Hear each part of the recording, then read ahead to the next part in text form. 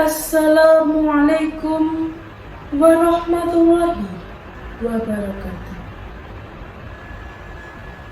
Mugia karahayon tansah kajiwa kasalira sagung kawula tasih. Nuwun dumateng para aji sepuh kasepuhan ingkang minulya, para sesepuh bini sepuh ingkang linantu ing pakurmatan, para pangemban-pangembating praja prawiratama satriyaning nagari ingkang pantes sinudarsana, para rawuh kakung Semawala putri ingkang tansah linantu ing supa basuh, minambaran kanthi muji syukur wonten ngarsanipun Gusti Allah ingkang Maha Agung, ingkang tansah paring rahmat saha barokah satemah ing kalenggahan menika saged makempal pepanggihan wonten ing dalemipun Bapa Permati satemah mahargya adicara tedhak sinten putranipun Bapa Permati inggih Ade Abdullah. Ngaturaken wilujeng rawuh ugi ngaturaken agunging panuwun awet rawuhipun panjenengan sedaya. Para rawuh ingkang kinurmatan, nyuwun pangapunten wonten mriki awet sampun gumantung kula jinejen minangka titah talanging atur keparenga ngaturaken titi laksitaning adicara ingkang badhe kalampahan. Adicara ingkang sepisan inggih menika pambuka. Adicara kaping kalih atur pambagya harja. Adicara kaping 3 inggih menika wosing adicara. Adicara pungkasan nanimbut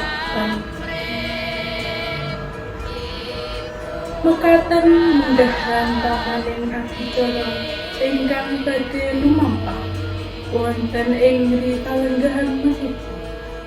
Mugi-mugi adicara ingkang sampun karentan saged lumampah kanthi rancang winantu berkahing Gusti.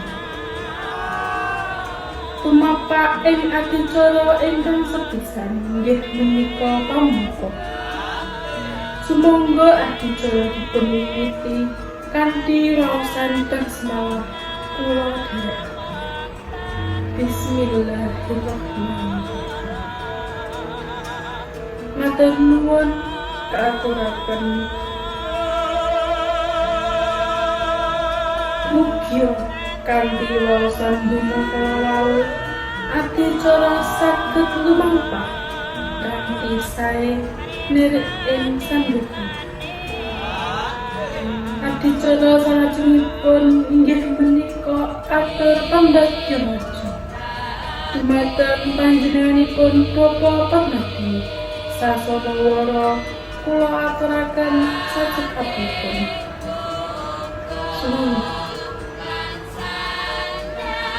Matur nuwun kaaturaken dumateng Bapa Permati ingkang sampun paring atur pambagya harja. Adicara salajengipun inggih menika wosing adicara ingkang sepisan inggih menika sungkem. Panjenenganipun Bapa Permati lan Ibu Subadra sowan sungkem dhateng tiyang kekalih nyuwun donga pangestu mrih anggenipun momong dhateng putra manggya bagya mulya. Kaping kalih inggih menika anak paksi. Bapa Ibu kekalih ndati tesaken lampahipun ingkang putra anak paksi ingkang sampun kasangisaken. Menika ateges bilih gesangipun manungsa kawiwitan saking siki lan benjang wangsul malih dhateng siki. Kanthi pangajap benjang menawi sampun ngajeng ing bebrayan agung saged ingkang putra angreksa lestari ing bumi. Kaping 3 inggih menika wicikan ing sekar-sekar. Murih anggenipun nglampahi gesang tansah cinaka ing reh kalbana. Kaping 4 inggih menika anak Pak Jatah. Sapa wonge sing temen bakal tinemu kadya Jatah ingkang sampun jumawis mawarni-warni gunggung pitu. Mugia adik Abimanyu tansah kasinunan pitulunganipun Gusti. Kaping gangsal inggih menika napaki ondo tebu. Menika ateges mugia ingkang putra saged nggadahi anteping kalbu nalika nglampahi pagesan. Kaping 6 inggih menika milah lan milih dolanan. Katon maneka warna jinis dolanan ingkang sampun sumawis kados dene buku, motor-motoran miwah arti. Dolanan ingkang dipuntemoni menika nggambaraken kados pundi mangke adik mugia saged mugemi mreh kautaman ampun ngantos nerak wawaleripun unggah-ungguh lan syukur-syukur. Kaping 7 inggih menika ingkang putra siniram toya gigi dening toya gigi ingkang widahan pangarep mujudaken pangajapipun sakulawarga bapa ibu ingkang kula sampun paripurna siniram toya gigi ingkang putra dipunagemaken usaha. Sinambi ingkang putra dipunagemaken usaha. Eyang putri kekalih nyebat udik-udik.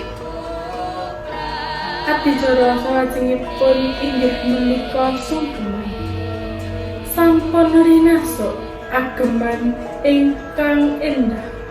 Pramila adik Abimanyu sowan dhateng eyangipun kekalih kanthi bapa Permati lan ibu Subadra.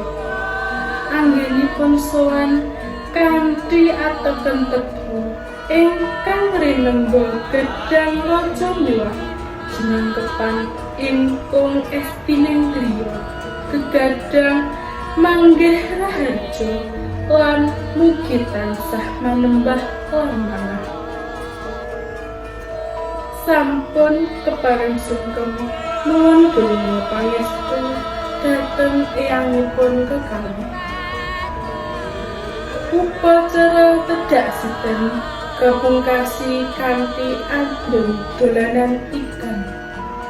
Tigan menika pralambang saking tigang perkawis. Inggih menika lair jodoh lan seto. Sagung para tamu ingkang minantu ing pakurmatan. Lampahing adicara menika sampun paripurna. Semangga adicara dipun pungkasi kanthi waosan hamdalah pisan. Alhamdulillah.